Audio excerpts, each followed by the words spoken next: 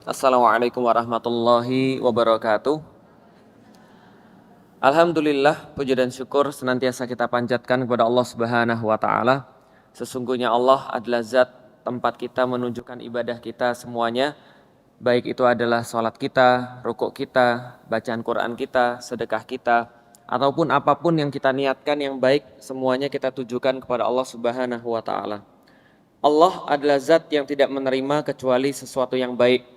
Maka kita berusaha untuk ketika kita beribadah kepada Allah, kita tidak mensekutukan Allah dengan segala sesuatu apapun, dan kita berusaha agar setiap apapun amal-amal yang kita lakukan adalah amal-amal yang hanya kita lakukan kepada Allah.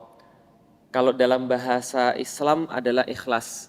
Kita ikhlaskan setiap amal-amal kita ikhlaskan setiap perbuatan-perbuatan kita itu hanya kepada Allah. Artinya kita tidak menyisakan ada sesuatu pun yang lain kecuali hanya kepada Allah.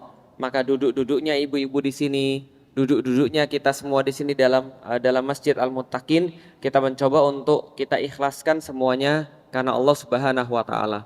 Kita hadir karena Allah, kita mengkaji Islam karena Allah, dan kalau kita sudah ikhlaskan semua karena Allah, insya Allah Allah pun yang nanti akan menjaga kita, Allah yang nanti akan membimbing kita dan mengarahkan kehidupan kita. Dan semoga kita semua di bulan Ramadan ini, ibu-ibu yang insya Allah dirahmati Allah, kayaknya baru kemarin kita bahas, kita baru sampai bulan Ramadan, kita baru mau memaksimalkan bulan Ramadan, tapi ini sudah menghitung mundur.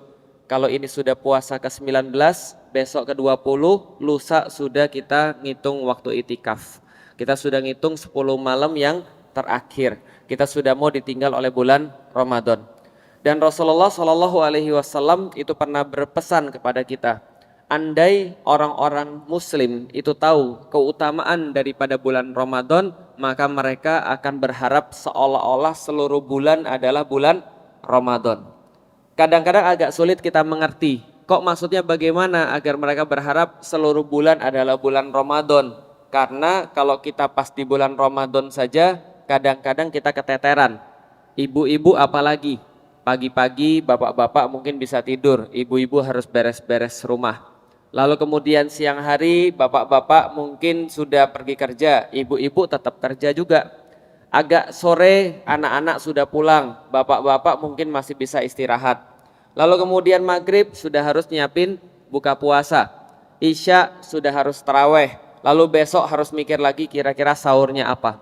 Ini kadang-kadang kita keteteran dan kita berpikir, wah Ramadan ini load kita atau kerjaan kita tuh bertambah banyak, kerjaan kita tuh bertambah padat, belum lagi harga-harga naik gitu kan ya. Lah kalau misalnya seluruh bulan Ramadan gimana Ustadz?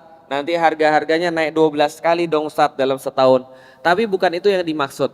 Yang dimaksud adalah ibu-ibu sekalian yang insya Allah dirahmati Allah, ibu-ibu yang solehah, semua kehidupan kita itu sebenarnya adalah mempersiapkan satu titik yang namanya mati.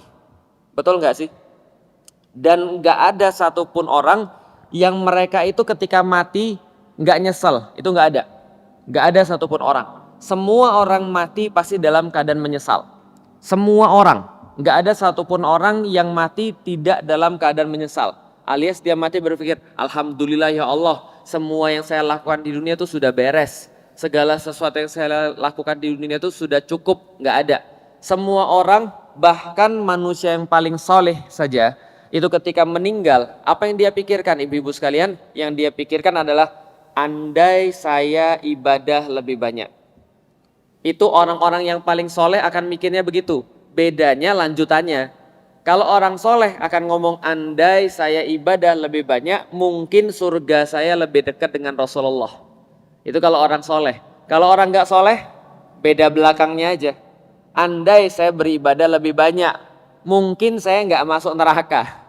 Itu bedanya. Tapi kalau orang-orang soleh berkata, andai saya ibadah lebih banyak, pasti surga saya tingkatannya akan lebih tinggi. Artinya ada nggak sih manusia yang merasa cukup dengan amalnya? Nggak ada.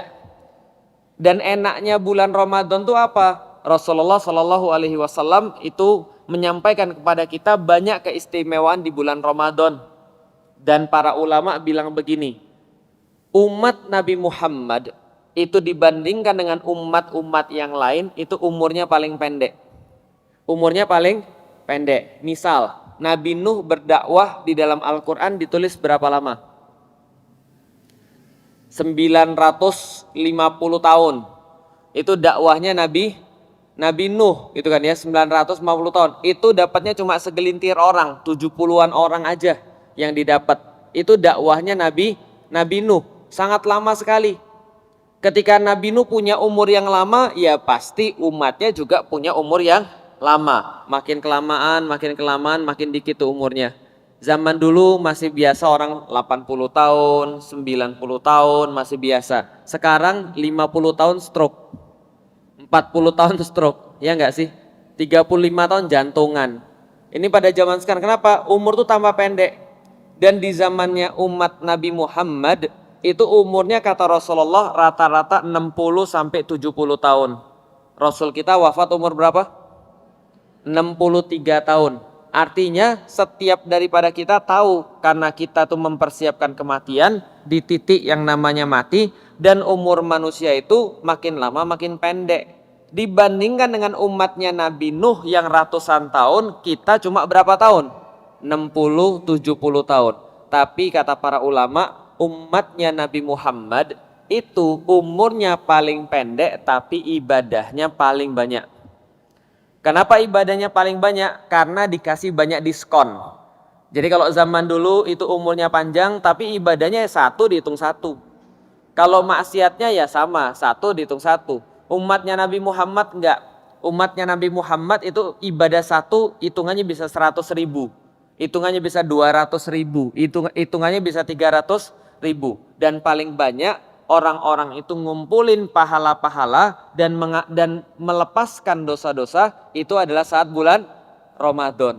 Bisa difahami ya? Makanya kalau seandainya manusia itu bisa berharap, maka dia akan berharap, kalau manusia itu tahu, dia akan berharap seluruh bulan adalah bulan Ramadan. Kebayang nggak ibu-ibu sekalian, di bulan Ramadan ini ibu-ibu sebulan aja itu udah bisa ngurangin berapa banyak maksiat. Mau sih maksiat tapi nggak sempet. Mau gibah, puasa. Siangnya kan ya, malam-malam nggak ketemu orang lagi. Yang ketemu cuma suaminya sendiri, nggak enak diajak gibah, kan gitu kan ya. Itu aja udah berapa berkurang kemaksiatan kita. Dan berapa banyak dipermudah kebaikan-kebaikan kita. Masjid-masjid tambah rame, tambah banyak kajian. Taraweh kemudian bisa untuk sholat bareng lagi. Kemampuan kita untuk berbuat maksiat itu diturunkan pada bulan Ramadan. Sebaliknya hal-hal yang baik itu ditingkatkan pada bulan Ramadan. Jadi sedih ya Bapak Ibu sekalian yang selalu dirahmati Allah. Kita mungkin belum tentu bisa ketemu lagi dengan Ramadan yang tahun depan. Karena biasanya setelah Ramadan itu biasanya banyak berita duka biasanya. Ya entah siapa duluan, bisa jadi saya duluan, bisa jadi ibu duluan, kita nggak tahu. Tapi yang jelas ya kita kan nggak perlu tabu ngomongin mati. Tahu nggak kenapa orang-orang Indonesia tuh tabu ngomongin mati? Karena mereka takut mati. Masalahnya adalah kalau ada orang tabu atau saru ngomongin mati, maka mereka itu tidak akan mempersiapkan mati. Udah jangan ngomongin mati ah, kamu kayak nyumpain aja. Bukan nyumpain, orang manusia pasti mati.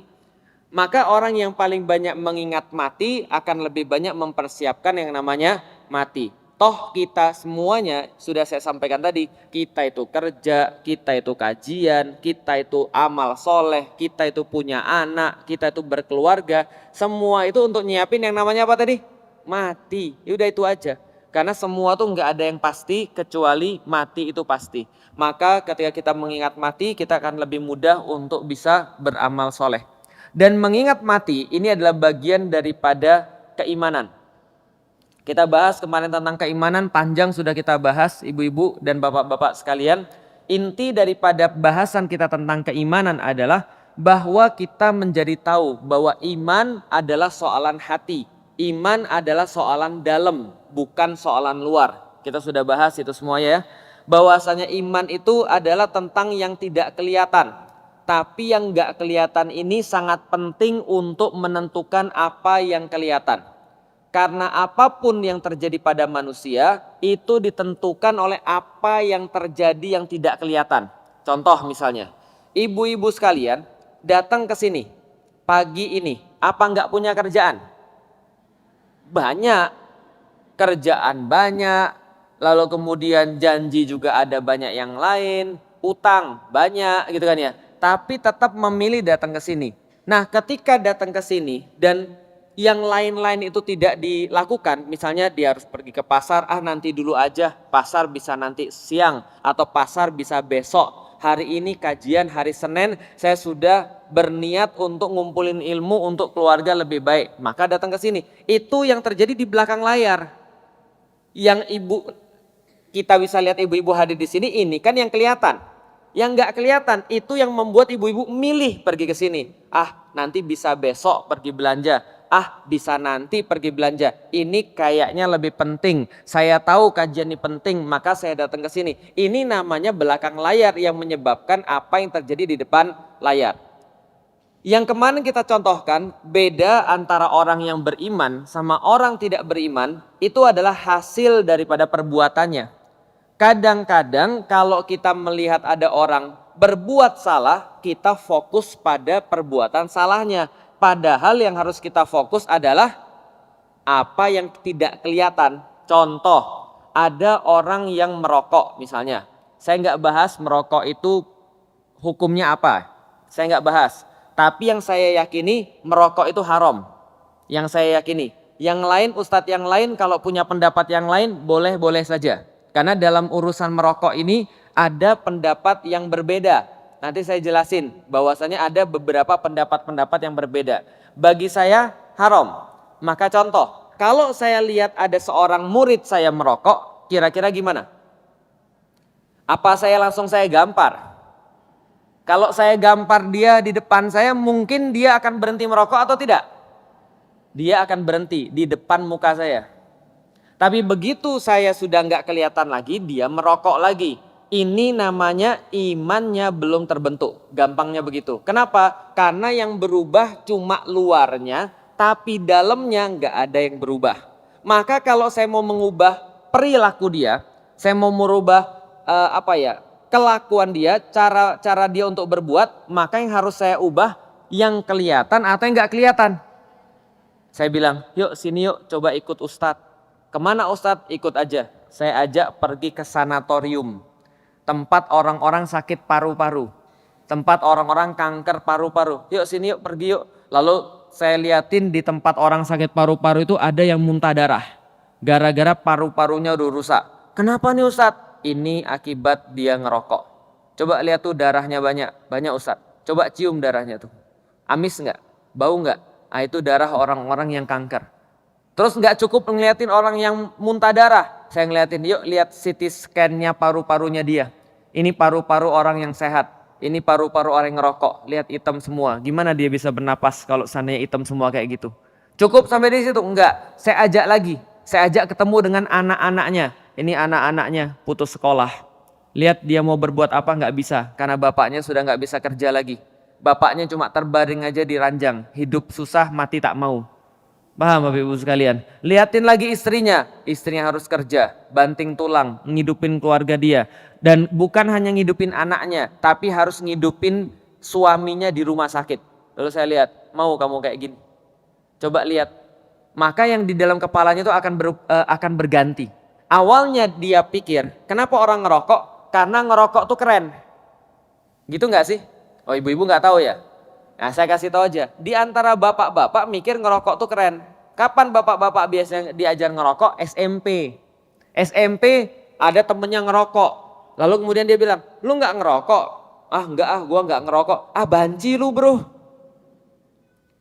Banci jantan ditentukan daripada ngerokok. Lucu ya? Lalu banci lu bro, nggak asik lu bro. Lu nggak tongkrongan kita bro. Kenapa? Karena nggak ngerokok. Artinya dianggap ngerokok itu adalah keren. Kenapa? Karena iklan-iklannya ngerokok itu keren. Cowboy ngerokok, film-film habis kemudian melakukan sesuatu yang hebat, keluarin rokok, ngasep dan segala macam. Kan gitu kan ya? Ini yang di dalam kepala. Yang dilihat lagi apa? Ya itu juga ustadz. Itu banyak ustadz-ustadz lain juga ngerokok misalnya. Nah jadi yang dilihat itu adalah ngerokok tuh keren. Maka mereka jadi mau ngerokok. Itu yang kita ubah di kepalanya.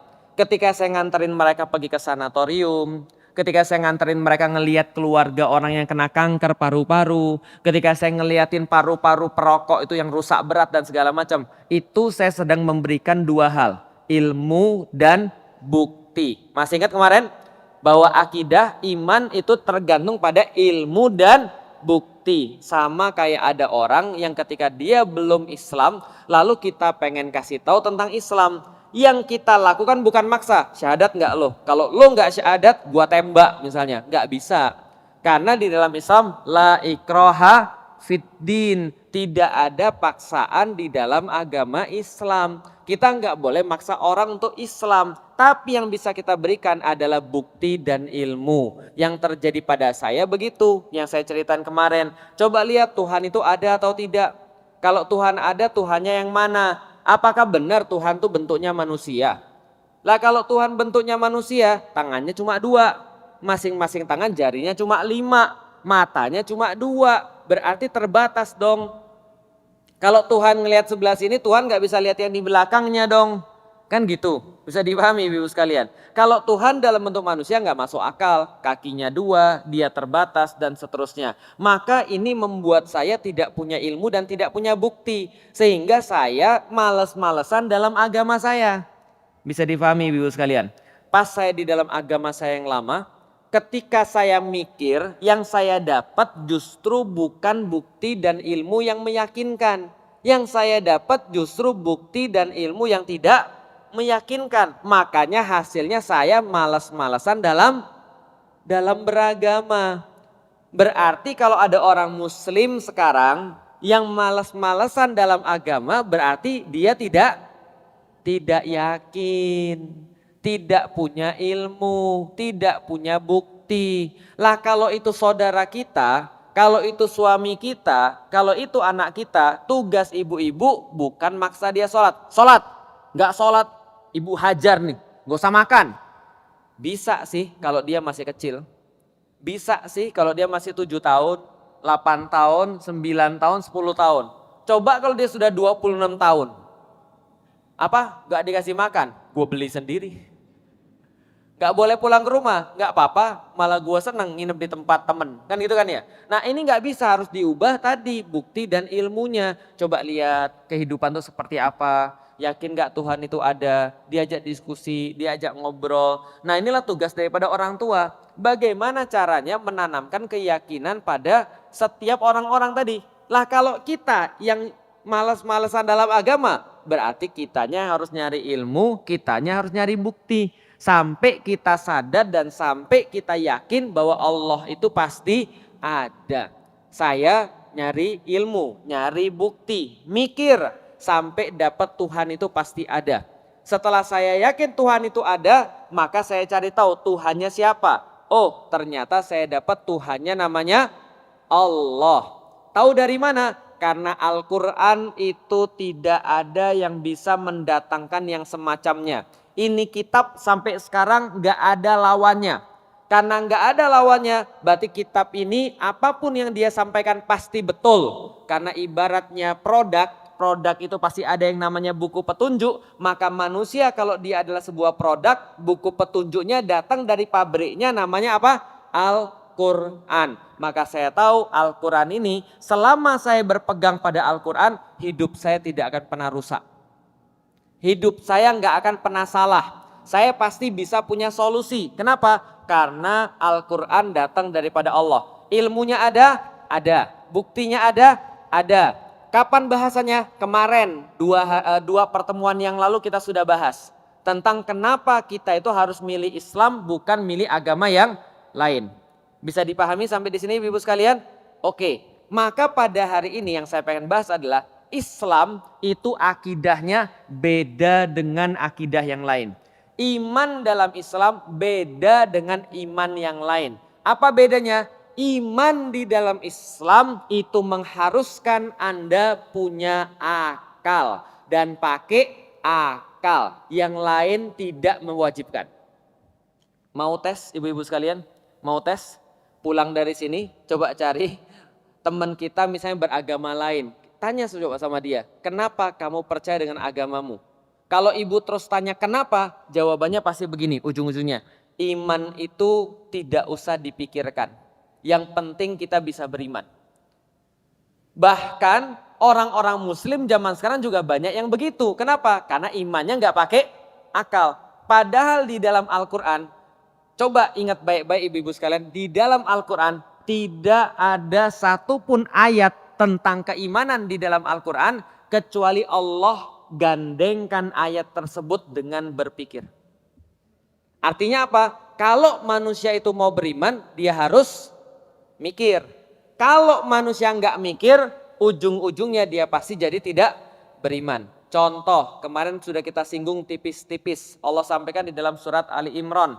Inna fi khalqis samawati wal ard wa ikhtilafil laili wan nahar la ayati liulil albab. Sesungguhnya dalam penciptaan bumi dan langit dan bumi, dan dalam silih bergantinya malam dan siang terdapat tanda-tanda bagi orang yang berpikir. Kok langit bisa tinggi tanpa tiang? Kok bisa yang namanya bumi dihamparkan luas sekali seperti itu? Gunung-gunung dipasakkan, laut, dan dengan segala macam keteraturan bumi. Bahwasanya komposisi udara itu pas banget buat manusia. Manusia sendiri sangat indah dan sangat luar biasa rumit. Ibu-ibu sekalian, mau diajarin yang rumit-rumit lagi? Oke, kita coba ya, supaya kita tahu bahwa mikir itu menghasilkan iman. Contoh, ibu-ibu coba hitung saya napas berapa lama. Ya, saya narik dan keluarin napas berapa lama. Berapa lama? Tadi berapa lama? Coba hitung. Berapa lama? Nggak nyampe 2 detik ya, sepakat? Paling 1,5 detik ya. Tapi tahu apa yang terjadi dalam 1,5 detik itu? Yang terjadi adalah saya narik oksigen, masuk O2, masuk ke dalam tubuh saya. Banyak sekali yang saya tarik, masuk melalui tenggorokan saya. Dari tenggorokan masuk ke dalam paru-paru, bronkus. Lalu kemudian bronkus masuk disebar kepada cabang-cabangnya. Lalu masuk ke alveolus namanya. Ada kayak balon-balon untuk nerima oksigen. Setelah masuk ke sana, maka di situ ada banyak sekali pembuluh darah. Pembuluh darah saya itu lalu kemudian ngikat oksigen yang tadi saya bawa, lalu kemudian dengan zat besi dia ngedarin ke seluruh tubuh saya. Dari ujung ubun-ubun sampai dengan ujung kaki saya. Semua diedarin yang saya tarik tadi. Dan kemudian dia masukin ke setiap sel-sel di dalam tubuh saya. Sel-sel dalam tubuh saya itu ada miliaran. By the way, dia ngalirin lewat pembuluh darah tadi. Dan pembuluh darah tadi, satu manusia kayak saya saja, itu kalau dikumpulkan dan disambung itu 40.000 kilometer lebih. Berapa? 40.000 kilometer lebih. Itu seperti keliling dunia, keliling bumi, itu 40.000. Dan ketika dia sudah menyebar banyak sekali, dia masuk ke dalam setiap sel. Di dalam setiap sel ada namanya siklus glikolisis, ada transport elektron dan siklus Krebs. Terjadi di saat yang sama, semuanya terjadi siklus yang pokoknya panjang, yang ibu-ibu pas belajar biologi di IPA skip itu kan, siklus Krebs, transport elektron dan siklus glikolisis itu ya. Nah, setelah itu kemudian jadi menghasilkan karbon dioksida. Karbon dioksida lewat lagi pembuluh darah yang panjangnya berapa tadi? 40.000 kilometer, lalu masuk lagi ke dalam paru-paru, keluar lewat hembusan nafas saya tadi. Berapa lama? 1,5 detik. Bisa kebayang ibu-ibu sekalian. Kalau badannya menolak untuk melakukan itu kira-kira gimana? Contoh ya, sudah pernah ngetes jantung belum? Udah pernah tahu jantung kayak apa? Nih jantung itu kayak tangan kanan. Tangan kanan, oke, tangan kanan. Jantung itu kayak gedenya tangan kanan. Jadi jantungnya Felix Xiao itu kalau misalnya dikeluarin kira-kira segede ini. Segede kepalan tangan tangan kanan saya. Ini jantung saya nih. Gede atau besar? Besar atau kecil? Ya lumayan lah ya rata-rata. Tahu jantung itu geraknya gimana ibu-ibu sekalian? Nih, dek dek. Dek dek. Dia mompa darah. Tadi yang saya cerita darah yang jalannya berapa puluh ribu kilometer tadi? 40.000 kilometer itu yang mompa yang namanya jantung itu. Ibu punya di rumah ada mesin pompa. Sudah ganti berapa kali? Sudah ganti berapa kali di rumah? Udah rusak berapa kali? 2 kali ya. Itu baru berapa bulan ibu? Baru berapa tahun ya? Udah ganti 2 kali. Ini badan kita tuh pompanya cuma satu, namanya adalah jantung. Gini, dep dep. Dep dep. Dep dep. Oke, ibu sudah usia berapa ibu? 64. Berarti sudah berapa lama dia begini? Dep dep dep dep. 64 tahun. Bahkan sebelum ibu lahir dia udah berfungsi. Sebelum ibu keluar dilahirkan ibunda, itu udah berfungsi itu jantung. Tapi oke lah 64 tahun. Sekarang coba. Coba tiruin bareng-bareng. Coba angkat tangan kanannya. Tiruin saya coba. Jantung kita ya. Dep dep. Lagi. Dep dep. Lagi. Dep dep. Lagi. Dep dep. Kalau begini terus sejam bisa nggak kira-kira? Bisa nggak kira-kira? Udah pasti ibu-ibu keram. Pasti semutan, yakin saya. Lah ibu-ibu seumur kita aja tidur posisinya salah. Itu aja tangan kita udah semutan, mati rasa, betul? Apalagi kalau kita begini terus. Coba bayangin, jantung kita pernah minta capek sebentar istirahat dulu. Ini emang kalian kira enak apa mompa 40.000 kilometer? Capek tahu, istirahat aja sebentar, boleh nggak? Istirahat sehari aja, kira-kira gimana? Biru wajahnya kita ya. Karena jantung kita istirahat. Coba bayangin ini jantung bergerak terus. Ibu-ibu sadar nggak sih? Manusia itu punya otot. Kita kan bisa ngerakin ini karena ada otot kan ya. Tapi kita ngerakin gini aja. Ini aja setengah mati capeknya. Padahal ini belum semenit. Ini capek. Belum otot jantung kita. Ini nggak pernah istirahat ibu-ibu sekalian. Ini semua kalau kita mikir tadi. Inna fi khalqis samawati wal ard. Waqtilafil laili wan nahar. La ayati liulil albab. Benar. Kalau orang mikir dapat Allah. Makanya tidak ada satupun ayat di dalam Al-Quran berbicara tentang keimanan kecuali pasti melibatkan akal. Apalagi misalnya ayat yang sebaliknya. Walaqad dzara'na li jahannama katsiran minal jinni wal insi. Masuk ke dalam neraka kata Allah banyak daripada golongan jin dan manusia. Jadi masuk ke neraka Allah banyak daripada golongan jin dan manusia. Mau tahu resep masuk neraka? Mau tahu resep masuk neraka? Oh ini Allah yang ngajarin. Anda harus tahu resep masuk neraka. Supaya Anda nggak buat itu. Gitu kan ya. Apa kemudian kata Allah? Lahum qulubul la yafqahuna biha. Yang pertama kata Allah, kenapa mereka masuk neraka? Mereka punya akal. Tapi tidak dipakai. Paham? Punya akal tapi tidak dipakai. Contohnya apa? Sudah tahu laki-laki itu ya punyanya pentungan. Nikah sama laki-laki yang punya pentungan juga. Otaknya nggak dipakai. Paham ibu-ibu sekalian? Terus ditanya, kalau semua laki-laki sama laki-laki, perempuan sama perempuan, anaknya dari mana? Jawabannya kan bisa nyewa rahim orang. Itu kira-kira jawabannya pakai mikir atau enggak? Paham ibu-ibu sekalian? Maka banyak orang-orang yang maksiat itu sudah pasti dia mengeluarkan akal dari diri dia. Dia pasti kemudian akalnya udah enggak dipakai lagi. Makanya di dalam Islam orang tuh disuruh mikir. Kenapa disuruh mikir? Supaya dapatnya iman, bukan dapatnya kufur. Makanya yang dikatakan kufur, kufur asal katanya apa? Kafir asal katanya apa? Kafaro, artinya menutup. Lebih tepatnya menutup apa? Contoh bahasa Inggris tutup itu cover. Cover itu artinya tutup. Itu dari bahasa Arab kafaro, artinya menutup. Menutup artinya apa? Dia menutup akalnya dari hidayah Allah. Dia nggak mau mikir tentang dunia. Dia nggak mau mikir tentang segala sesuatu. Walaqad dzara'na li jahannama katsiran minal jinni wal insi lahum qulubu la yafqahuna biha.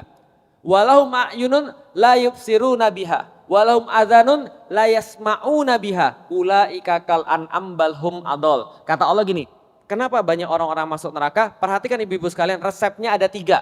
Pertama, punya akal nggak dipakai. 2, punya mata nggak dipakai. 3, punya kuping nggak dipakai. Maksudnya apa? Punya akal tidak digunakan untuk mikir tentang eksistensi Allah. Punya akal tapi tidak digunakan untuk memahami keimanan. Itu pertama. 2, punya mata tapi nggak bisa melihat kekuasaan Allah. Dia ngelihat bunga biasa wae. Dia ngelihat manusia begitu hebatnya biasa wae. Dia ngelihat alam semesta begitu rumit dan begitu detail, biasa wae. Udah nggak dapat Allah dia. Dia ada kuping tapi tidak digunakan untuk mendengarkan nasihat, tausiah, ayat-ayat Quran. Maka Allah katakan ulaika kal an'am. Orang-orang yang punya akal nggak dipakai, punya mata nggak dipakai, punya kuping nggak dipakai, seperti binatang ternak.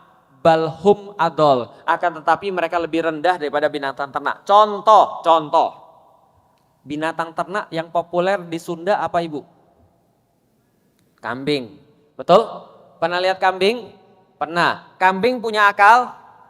Kambing mikir? Jadi kalau sana ada kambing misalnya berlakunya salah, ibu-ibu maklum atau marah? Ada kambing ceritanya, misalnya ya, ini kambing masih kecil-kecil, tiap hari berantem terus. Apakah ibu marah? Udah diomongin berkali-kali, masih aja berantem. Udah berantem, main di tempat yang kotor. Apakah ibu marah-marah seperti itu? Enggak. Kenapa? Ya biarin aja, namanya juga kambing. Ya, kalau kambing itu enggak punya akal, enggak bisa belajar, enggak bisa diajarin. Namanya kambing juga tetap kambing. Kambing enggak punya akal, kambing enggak mikir. Manusia kalau nggak berakal sama kayak, tapi lebih parah. Contoh, ibu punya kambing di rumah? Nggak punya, tapi pernah lihat kambing? Kalau kambing lagi mau kawin, kawinnya sama siapa? Sama kambing juga. Kalau kambing jantan, kawinnya sama kambing betina. Ada nggak yang sebaliknya? Nggak ada. Itu kambing punya akal? Nggak, tapi kawinnya sama lawan jenis. Paham ya? Itu kambing. Manusia yang gak punya akal, kawinnya malah sama kambing. Paham ibu sekalian? Kawinnya malah berbeda jenis. Itu kata Allah seperti binatang ternak tapi lebih parah. Mohon maaf. Mau kasih contoh lagi. Mohon maaf ya. Ibu-ibu tahu anjing? Tahu? Tahu anjing ya? Ibu-ibu sekalian mohon maaf ini bahasanya agak sedikit ekstrim ya. Tapi ini perlu untuk ngajarin ya. Nah ibu-ibu tahu anjing ya? Seanjing-anjingnya anjing ya.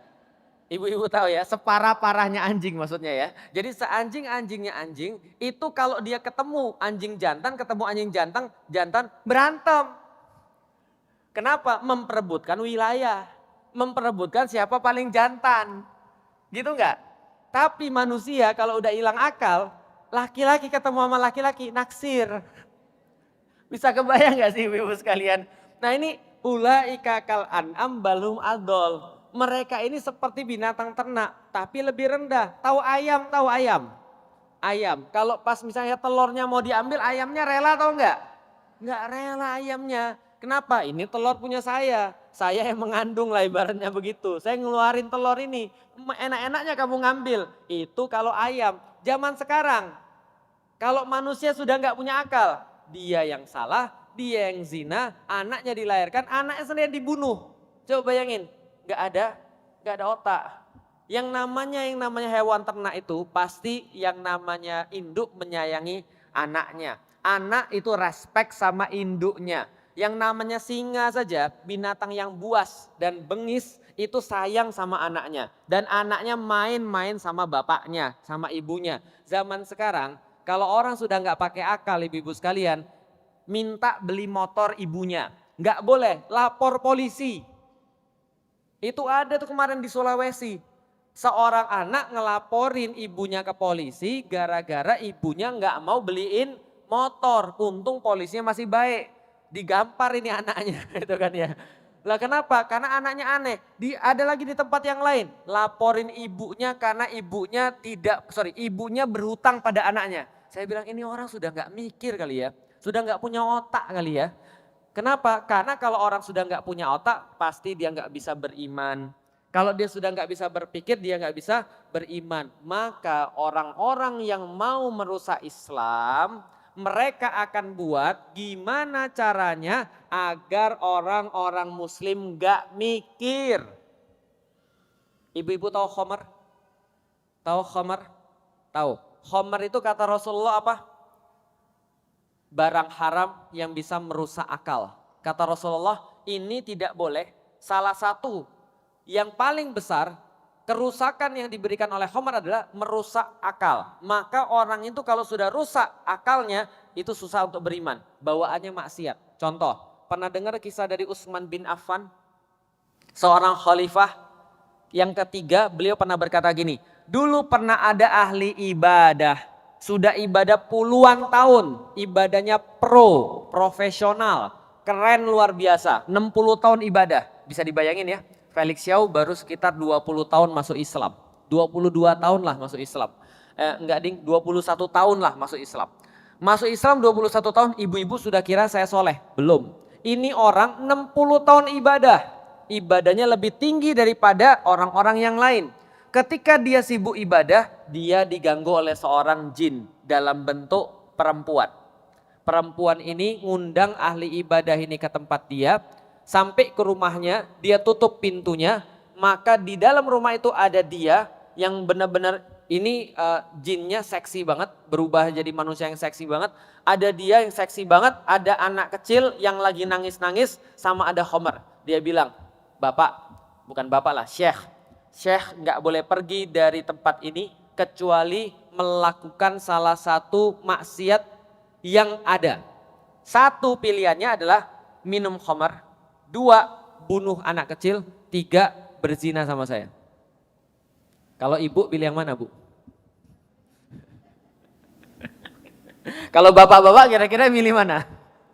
Ya berzina lah, kan terpaksa, kan kapan lagi gitu ya. Oke. Ini Syekh tadi berpikir begini, kalau aku berzina ini kan dosa besar. Kalau aku bunuh anak kecil ini menghilangkan nyawa, ini pun dosa besar. Maka dia bilang, kayaknya sih yang paling safe itu aku minum Homer aja. Kayaknya aku masih kuat untuk tidak mabuk. Tapi itulah namanya setan. Setan itu menggoda manusia. Padahal harusnya bisa jadi nggak melakukan apapun sebenarnya. Tapi akhirnya dia milih Homer. Ketika dia milih Homer, hilang akalnya. Ketika sudah hilang akalnya, maka dia ngelihat cewek seksi, langsung dia berzina dengan cewek tersebut. Lalu ketika dia berzina, ini anak nangis-nangis, dia merasa terganggu, dia lalu bunuh anak itu. Oke? Beli 1 dapat 3. Paham kira-kira maksudnya? Homer adalah ibu daripada seluruh anak-anak yang namanya kriminal. Kalau Anda beli ibunya, Anda dapat anak-anaknya. Paham sampai di sini? Kalau orang sudah hilang akal, dia ibarat nggak punya rem.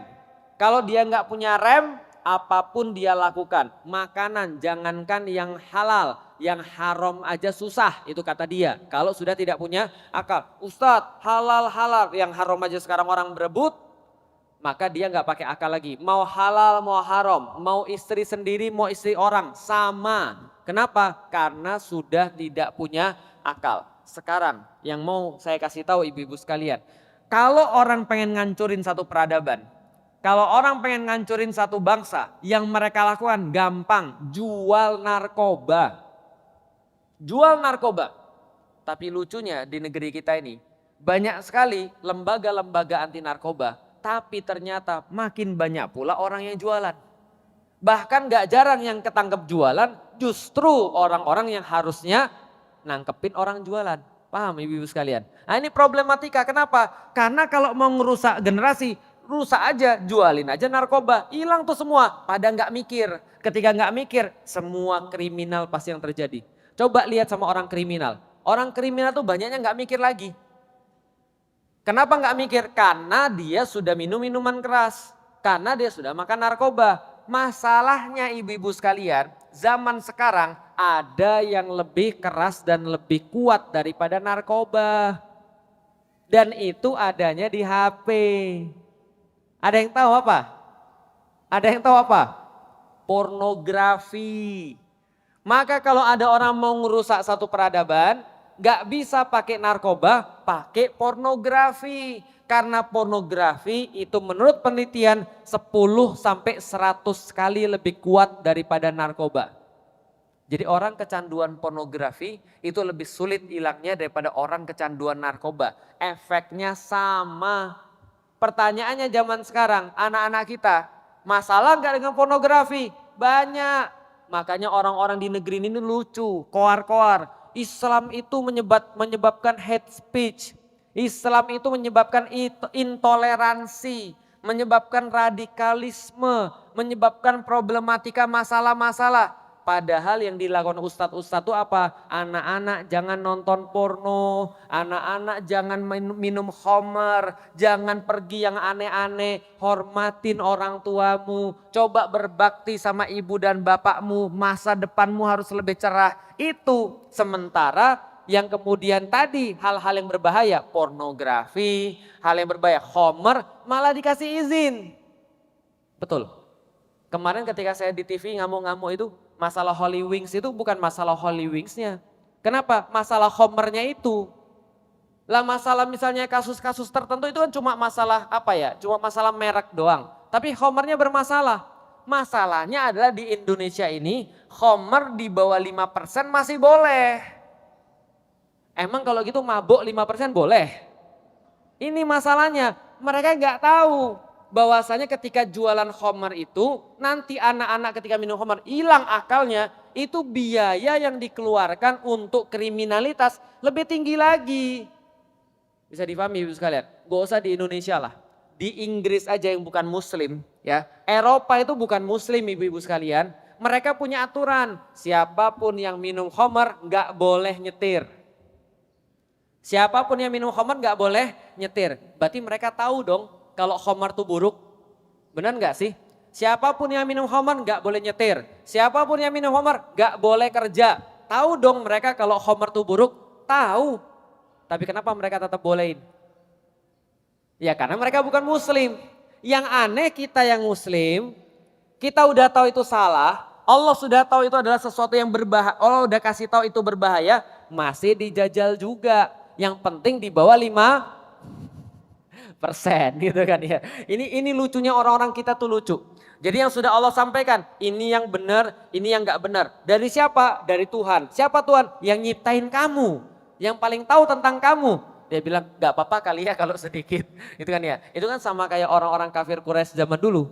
Ingat ya ibu-ibu sekalian, setan itu kalau goda manusia itu banyak cara. Salah satunya adalah enggak apa-apa ya kali.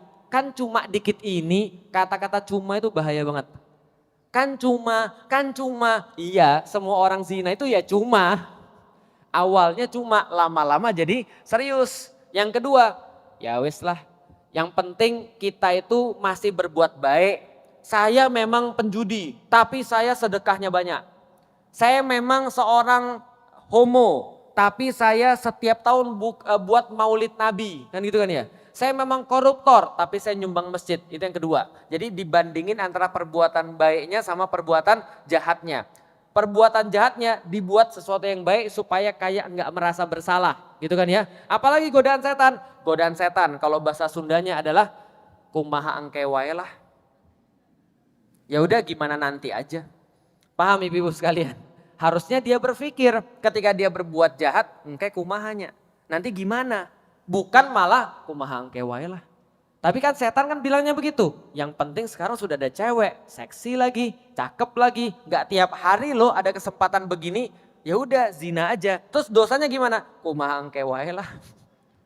Bisa dipahami ibu sekalian. Nah kita balik lagi kepada iman. Berarti iman ini menuntut adanya akal. Masalahnya kenapa anak-anak zaman sekarang susah banget untuk beriman kepada Allah, susah banget untuk yakin pada Allah? Karena tadi bisa jadi ternyata dia sudah dapat pornografi, bisa jadi dia sekarang sudah dapat khamr. Makanya perlu dilakukan prekondisi dulu. Kalau ada suami-suami kita, anak-anak kita sudah kecanduan, gitu kan ya, maka itu harus dilepas dulu. Sebelum dia yakin beriman. Gimana cara ngelepasnya? Ya pelan-pelan cara ngomongnya. Dengan ya gimana lah caranya? Diyakinkan, diajak ngobrol, diajak kemudian ya diajak diskusi, komunikasi. Nah itu caranya supaya dia lepas dulu. Karena melepaskan keburukan itu sudah setengah kebaikan. Contoh misalnya, kemarin ada yang nanya, Ustadz suami saya sukanya judi. Nah itu masalahnya tuh. Judi itu punya banyak teman-temannya. Apa teman-temannya selain judi? Khamr. Itu kan gak asik kalau cuma banting kartu doang. Setelah khamr apalagi temannya judi? Zina. Pasti itu dua temannya tuh. Judi, khamr, zina. Udah. Itu udah teman-temanan tuh. Judi, khamr, zina. Teman-temannya. 3 sekawan. Sex, drugs, crime. Itu kalau kata orang barat. Ada seks, ada drugs, ada obat-obatan, ada drugs, ada crime. Itu 3 teman-temanan, gak mungkin salah satunya. Biasanya kena satu, kena 3-3-nya. Nah balik lagi ke dalam keimanan, berarti di dalam Islam Allah benar-benar memerintahkan kita untuk bisa punya akal. Maka batas keimanan kita itu sebatas mikir kita.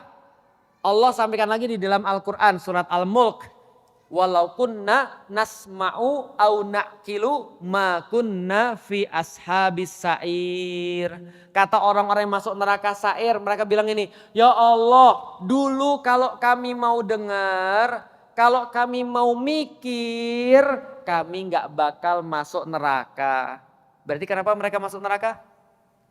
Balik lagi, karena gak mikir, karena gak dengar. Kuping ini hubungannya langsung ke otak. Kuping hubungannya langsung ke otak. Itulah kenapa perempuan-perempuan lebih banyak belajar, lebih banyak bisa belajar daripada laki-laki. Karena laki-laki itu senjatanya mata, perempuan itu senjatanya kuping. Atau bisa dikatakan laki-laki kelemahannya mata, perempuan kelemahannya kuping. Perempuan suka dengerin sesuatu, laki-laki suka lihat sesuatu. Gitu gak sih?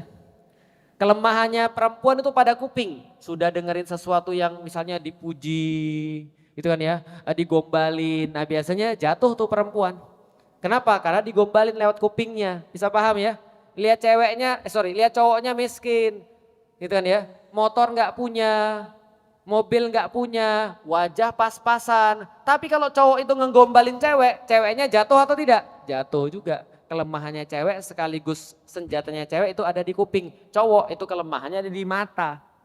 Matanya itu kalau udah ngelihat cakep, seneng, udah jatuh. Itu kalau cowok, beda dengan cewek. Tapi kalau kita lihat kenapa perempuan lebih cepat belajar? Karena perempuan lebih sering dengar. Dengar ini hubungannya langsung ke otak, langsung ke akal. Apa buktinya? Di dalam Al-Quran tadi. Walau kunna nasma'u au na'kilu ma kunna fi ashabis sa'ir. Kalau kami dengar dan kami mikir yang kami dengar, maka kami nggak masuk neraka sa'ir. Paham ya?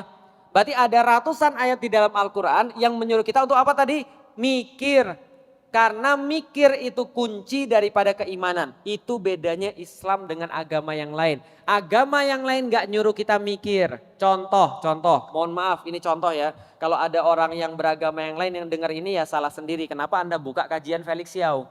Suatu waktu ibu saya ngamuk-ngamuk sebelum saya cerita ini ya. Lik, kamu itu mbok ya kalau bahas kajian udah gak usah bahas agama yang lain. Udah bahasnya Islam aja. Felix memang bahasnya Islam. Lah tapi kamu kemarin kata orang-orang kamu jelekin agama yang lain. Saya bilang kapan? Itu pas kamu lagi jelasin masalah akidah. Saya bilang saya bukan jelekin. Saya cerita tentang pengalaman hidup saya. Paham ibu sekalian? Ketika saya cerita tentang pengalaman hidup saya. Lalu kemudian Anda tersinggung, itu salah Anda. Itu juga sama tuh Ustadz Abdul Somad bilang bahwa misalnya di dalam salib ada jin. Kenapa dia ikut campur agama orang? Saya bilang kenapa kalian nonton? Paham gak sih maksudnya? Sudah jelas-jelas di situ ceramah agama. Dilakukannya di masjid. Iseng banget Anda nonton. Paham ibu-ibu sekalian? Lah mereka bilang Tuhan ada 3, saya juga gak tersinggung. Lah kenapa itu kan keyakinan mereka? Mereka bahasnya di gereja nggak ada masalah, asal jangan bahas di masjid aja, itu kan ya. Lah saya juga nggak pernah bahas di gereja, bisa dipahami ibu sekalian. Kadang-kadang orang sensi itu agak-agak ya, makanya saya bilang ya kenapa ditonton, harusnya jangan ditonton. Sudah jelas-jelas ini ceramah agama bahasnya Islam. Lah masa kita harus membahas Islam disesuaikan dengan mereka? Tiba-tiba ada yang protes, tidak boleh kata-kata kafir. Kenapa? Menyinggung kami. Lah kenapa Anda nonton? Bisa dipahami ibu sekalian. Lah kalau gitu yang harus kami lakukan apa? Kalian tidak boleh pakai kata kafir. Lah di dalam Al-Quran ada suratnya kul ya ayyuhal, bukan kul ya ayyuhal non muslim. Jelas ibu sekalian. Jadi kadang-kadang kita lucu, sedikit saya cerita. Suatu waktu saya ditanya, Lik kenapa kamu percaya sama Allah? Saya bilang karena Allah itu Tuhan. Yang masuk akal saya. Kenapa? Karena di dalam Al-Quran setelah saya bicara, saya cerita yang kemarin, lalu saya dapat Tuhan saya Al-Quran. Lalu kemudian dia bilang, kenapa kamu ninggalin agama kamu yang lama? Saya bilang, karena kamu nanya saya jawab, karena gak masuk akal. Misalnya kayak gimana yang gak masuk akal? Saya cerita, Tuhan Yesus mati di kayu salib. Tuhan Yesus berkata, Eli Eli lama sabachthani. Tuhan Tuhan mengapa engkau meninggalkan aku? Padahal dia kan Tuhan. Kalau dia Tuhan kenapa gak dia turun aja? Lalu kemudian, ya itu karena memang dia ingin menebus dosa manusia. Lah emang harus mati menebus dosa manusia? Ya tapi memang begitu. Nah itu gak masuk akal saya. Dia bilang, Lik ada banyak perkara-perkara yang memang tidak bisa masuk akal tapi bisa diimani dalam hati. Saya bilang ya udah kalau gitu jangan ngomong sama saya. Karena saya orangnya pakai akal. Kan gitu paham ibu-ibu sekalian. Kalau ngomong sama manusia harus mikir. Kalau nggak masuk akal, ngapain kita ambil gitu loh maksudnya. Itu bagi saya. Nah artinya adalah apa? Di dalam agama yang lain ini nggak pernah dibahas. Nggak pernah dibahas bahwasannya kenapa bisa muncul kayak gitu. Nggak pernah dibahas tentang kejanggalan-kejanggalan tadi. Mereka cuma bilang saya beriman aja. Mereka nggak pernah bahas sejarah. Nggak pernah. Di dalam Islam semua harus dibahas. Dan tidak ada pertanyaan yang nggak penting di dalam Islam. Tidak ada pertanyaan yang tidak boleh di dalam Islam berkaitan dengan akidah atau keimanan. Hati-hati tahun kemarin saya menyaksikan banyak sekali belasan anak-anak yang sudah hafiz Quran lalu mereka mau keluar daripada agama Islam.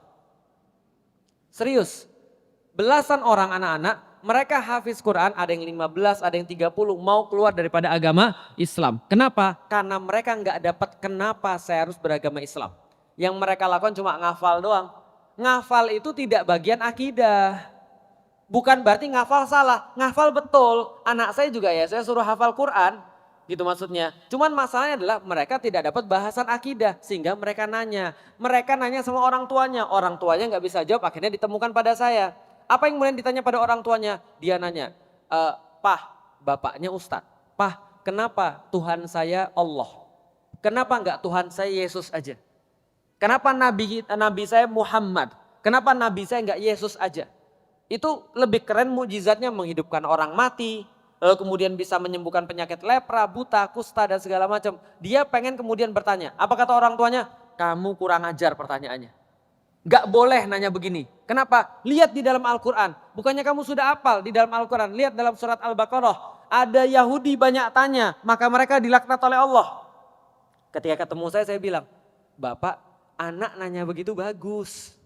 Kenapa? Itu pertanyaan-pertanyaan yang membuat saya jadi beriman. Coba bayangin kalau Felix Xiao di agama yang lama nggak punya pertanyaan kayak gini. Ya udah nyaman aja saya di dalam agama saya. Sebagaimana orang-orang zaman sekarang yang nyaman dengan agama dia karena dia nggak punya pertanyaan tadi. Nggak mau nanya kayak tadi. Udah terima aja pokoknya Tuhan 3. Udah terima aja Tuhan mati di kayu salib. Udah terima aja. Nah di dalam Islam celakanya orang-orang muslim juga ngajarin gitu ke anak-anaknya. Ini nggak boleh. Pamali. Nanya Tuhan di mana? Pamali. Nanya takdir, pamali. Nanya agama, pamali. Nggak boleh. Ini bermasalah. Ingat ya ibu-ibu sekalian, yang nggak boleh ditanya itu bagian syariat. Itu yang nggak boleh ditanya. Bagian akidah itu harus nanya. Contoh, kenapa sholat subuh cuma 2 rakaat? Nah itu nggak boleh. Kenapa nggak boleh? Karena berkaitan dengan resep. Itu sama aja kayak Anda nanya sama dokter. Sudahlah datang ke dokter, sudahlah Anda nggak tahu apa-apa tentang dunia kedokteran, nggak tahu apa-apa tentang penyakit, dikasih dokter resep. Ini makan 2 kali sehari ya, habisin obatnya. Anda tanya, kenapa 2 kali sehari dok? Kenapa nggak 8 kali sehari dok? Bisa dipahami? Ini pertanyaan boleh atau enggak? Dokternya mikir, ini orang pasien. Tapi gayanya kayak dokter. Lah kalau misalnya ada orang yang nanya kayak gitu, dijawab sama dokternya, udah makan aja. Ini sudah resepnya. Sudah dikasih resep, udah makan aja. Saya tahu yang saya lakukan. Dia masih protes. Dokternya bilang apa? Ya udahlah kamu aja dokternya, gak usah saya. Bisa dipahami? Maka dalam perkara syariat jangan ditanya. Kenapa sholat subuh 2 rakaat? Itu sudah jawabannya dari sononya resepnya begitu. Karena yang ngasih adalah dokternya. Tapi nanya begini boleh, nanya begini boleh. Dia dokter atau bukan sih? Itu boleh. Dia dokter ahli atau dokter biasa sih? Boleh. Ada nggak sih dokter yang lebih bagus daripada dia? Boleh. Bisa difahami? Ini Tuhan atau bukan sih? Boleh. Ada nggak sih Tuhan yang lebih bagus daripada dia? Boleh. Tuhan itu dari mana sih? Boleh. Itu pertanyaan akidah. Tapi kalau kita sudah punya Tuhan Allah, Allah ngasih tahu kita resepnya, maka jangan banyak tanya. Nanti makin sulit hidup kita. Paham? Kalau udah dikasih tahu sholat subuh 2 rakaat, ya 2 rakaat. Jangan lagi cari jawaban. Oh mungkin karena lagi ngantuk ya Ustadz ya. Berarti kalau kita nggak ngantuk boleh dong kita tambah. Berhubung malam ini saya agak merasa segar. Jadi paginya bangunnya segar, saya mau nambah sholat subuh saya 4 rakaat. Allah pasti lebih senang. Begitu. Anda lakukan dosa Anda. Bisa dipahami ya. Kenapa sholat asar 4 rakaat padahal lagi panas-panasnya? Ya udahlah boleh kali kurangi jadi 2 rakaat. Gak usah ditanya dalam perkara syariat. Dalam perkara syariat ya dilakukan aja. Gak perlu ditanya. Anda nanya, Anda malah sesat. Kerudungan itu kayaknya untuk orang-orang padang pasir deh. Indonesia kan nggak panas kayak padang pasir, maka nggak usah dong pakai kerudung. Kerudungan itu kan karena zaman dulu. Kalau zaman sekarang udah modern, nggak usah kali pakai kerudung. Anda nanya dalam perkara syariat itu nyari masalah. Kalau mau nanya dalam perkara akidah, balik lagi kepada orang yang tadi hafiz tadi. Saya bilang nggak ada masalah. Nanya aja, di dalam surat Al-Baqarah, Yahudi itu nanya perkara syariat. Disuruh nyembelih sapi, malah nanya sapinya warna apa.